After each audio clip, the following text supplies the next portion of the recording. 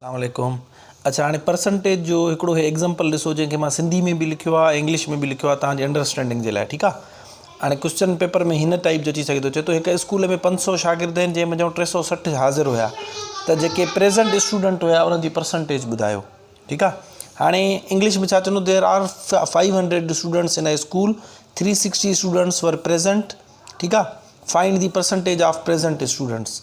हाणे ॾिसो सभिनि खां पहिरियों मां तव्हांखे चवां, जॾहिं बि परसेंटेज जो हिसाबु ॾिए तव्हां चुप करे छा लिखंदो, फार्मूला लिखंदो, percentage is equal to P/T into 100, ठीकु आहे। हाणे तव्हांखे छा करिणो आहे, परसेंटेज त मालूम करणी आहे, हेठों तव्हां लिखंदो टोटल स्टूडेंट्स घणा आहिनि, 500 या 360। ऑब्वियसली तव्हांजो जवाबु हूंदो 500, त उहे पाण किथे लिखंदासीं, हेठों। मथों लिखिबो आहे नंढो हिसो, हल्को मथों, भारी हेठों, ठीकु आहे। अच्छा हाणे मथों छा लिखंदासीं, जेको स्टूडेंट प्रेज़ेंट हुया हिकिड़े स्कूल में आया हुया घणा, ॾिसो टोटल तव्हां हिनखे प्रैक्टिकल थी करे सोचींदा कयो। हिकिड़ो स्कूल आहे जंहिंमें 500 ॼणा एनरोल थियल आहिनि ॿार, पर 360 आया आहिनि। हाणे उन्हनि जी परसेंटेज ॻोल्हणी आहे, ठीकु आहे। हाणे तव्हां छा कंदो, हे 2 ज़ीरो हिननि ज़ीरो सां कटे छॾंदो, या हिन सां बि 1 ज़ीरो कटे सघो पिया, हिकु बची आहे, हिकु हेॾे कटियो आहे, ॻाल्हि साॻी आहे। हाणे ॾिसो हितां हे कटिजी वियो, हिन जो मतिलबु आहे हिकु हे ज़रब थींदो, ईअं सम्झो बसि 100 आहे ई न, ठीकु आहे। 1 ज़रबिया 360 साॻियो अची वेंदो। हाणे दरअसल असांजो बचियो आहे 360 ज़रबिया 5। हाणे 5 जो खोड़ो पढ़ंदासीं, हिन ते 36 ते पहिरियों पढ़ंदासीं, घणा दफ़ा वेंदो, 7 दफ़ा, 5 7 35, ठीकु आहे। 5 जो खोड़ो पढ़णो आहे, हिन ते बि 5 जो, हिन ते बि स्टूडेंट हिते ग़लती करे वेंदा आहिनि, हिते 5 जो, हिते 7 जो पढ़ी वेंदा आहिनि, 5 लिखी वेंदा आहिनि, न हिते 5 जो त हिते बि 5 जो, पर 5 जो घणा दफ़ा वेंदो, 7 दफ़ा। असांखे बीहारणो 36, असां बीहारियोसीं घणो, 35, 5 7 35, हिकु बची पियो न, हिकु ईंदो ओ हेॾे, हिते घणा थी वेंदा, 10 थी वेंदा। हाणे वरी 5 जो खोड़ो 10 ते, 1 5 5 2 5 10, टोटल 72। इन जो मतिलबु आहे 72% स्टूडेंट छा हुया, प्रेज़ेंट हुया। इहा हुई परसेंटेज। सिंपल फार्मूलो लिखो, हेठों टोटल नंबर लिखो, मथों जेको ऑप्टेंड या उनजो पार्ट आहे या उनजो नंढिड़ो हिसो आहे उहो लिखो, ज़रब कयो 100 सां। अॻिते सिंपल जेको आहे सो कैलकुलेशन आहे, जेका तव्हां जेको आहे सो बोर्ड मास में बि सिखी आया हो, तव्हां अणपूरनि जी ज़रब में जोड़ कट में सिखी आया हो। तव्हांखे चयमि न, इहे सभु टॉपिक तव्हांखे अॻिते हली कमु ॾींदा। हाणे जेकॾहिं अणपूरनि जी जोड़ कट, ज़रब ऐं जीअं मिसाल कैलकुलेशन्स हुयूं तव्हांखे न अचनि हा, त तव्हां हे बि सॉल्व न करे सघो हा। अच्छा हाणे इन में ट्रिक छा थींदी आहे, कॾहिं कॾहिं छा थींदा आहिनि त ॿुधाईंदा जेको आहिनि सो प्रेज़ेंट स्टूडेंट आहिनि। हाणे ॾिसो 500 हुया जंहिंमें 360 आया हुया, ऐं फ़ीस हिकिड़ो या परसेंटेज कंहिंजी पुछंदा आहिनि, ग़ैर हाज़िर शागिर्दनि जी, ठीकु आहे।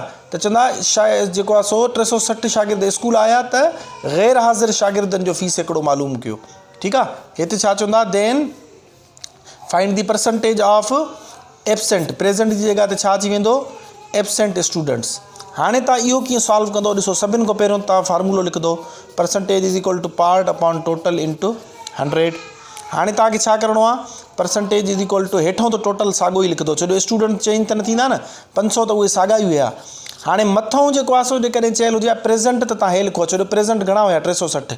हाणे चयल आहे एब्सेंट, त पहिरियों तव्हां पंहिंजो दिमाग़ इस्तेमालु कंदो त घणा एब्सेंट हुया। जेकॾहिं 500 ॼणा आहिनि, उन मंझि 360 ॼणा ना जेको आया आहिनि, हे प्रेज़ेंट आहिनि, हे आया आहिनि, ठीकु आहे। त तव्हां हिन मां हे कट कंदो, बाक़ी 140 बचंदा। 140 छा हुया, ग़ैर हाज़िर हुया। हाणे परसेंटेज छो जो करे ग़ैर हाज़िर जी चयल आहे, इन करे पार्ट में बि असां 140 लिखंदासीं। हाणे इन जो फ़र्क़ु सम्झो तव्हां, ठीकु आहे। जॾहिं असांखे चयल हुयो त प्रेज़ेंट स्टूडेंट केतिरा आहिनि, त असां छा लिखियोसीं, जेके प्रेज़ेंट हुया। हाणे जेकॾहिं चयल आहे त एब्सेंट स्टूडेंट जी परसेंटेज ॻोल्हियो, त असां पार्ट में घणो लिखंदासीं, जेके स्टूडेंट एब्सेंट आहिनि उहे लिखंदासीं, त पोइ असांखे सही कैलकुलेशन थींदी। मल्टीप्लाइड बाय 100, हे 2 ज़ीरो हिन सां कटिजी विया। 5 जो खोड़ो हाणे 140 मथों बचियो, हेठों 5 बचियो। हाणे 5 जो खोड़ो हिन ते हिकु दफ़ो, ठीकु आहे। पहिरियों 14 ते पढ़ंदा त 1 5 5 2 5 10, 4 बची पवंदा, हेॾे ईंदा 40, 40 ते वेंदो घणा दफ़ा, 8 दफ़ा। इन जो मतिलबु आहे 28% छा हुया, ग़ैर हाज़िर हुया। ऐं ॾिसो ॻाल्हि सही आहे न, 72% हाज़िर हुया, त बाक़ी 28% छा थी वेंदा, ग़ैर हाज़िर थी वेंदा, एब्सेंट थी वेंदा, ठीकु आहे। सो कॾहिं कॾहिं पेपर में ईअं बि कंदा अथव, यानी हिकिड़ी शइ ॿुधाए पुछंदा ॿी आहिनि। इन जो एग्ज़ाम्पल ॿियो ॾिसो, मिसाल तव्हांखे चयल हूंदो,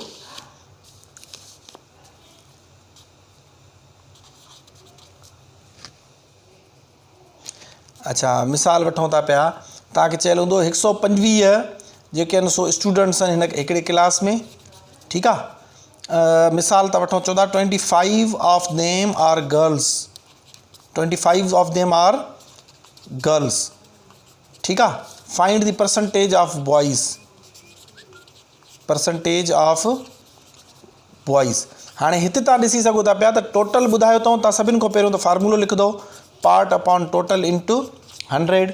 ठीकु आहे। हाणे तव्हांखे छा करिणो आहे,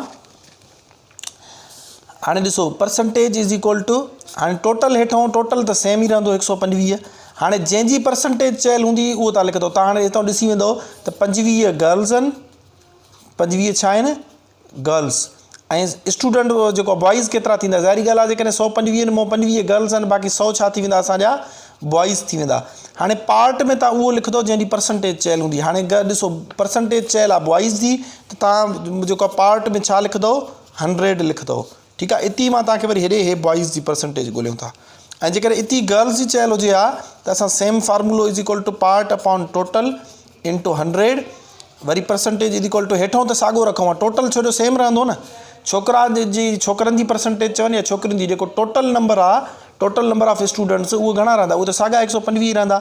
बॉइज़ चयल हुया त असां 100 रखियासीं, छो जो 100 बॉइज़ आहिनि। जेकॾहिं गर्ल्स जी परसेंटेज चयल हूंदी त हाणे असां घणा रखंदासीं 25 रखंदासीं। ॾिसो हिते असां 25 रखंदासीं, 100 सां मल्टीप्लाई कंदासीं, हिते बि 100 सां मल्टीप्लाई।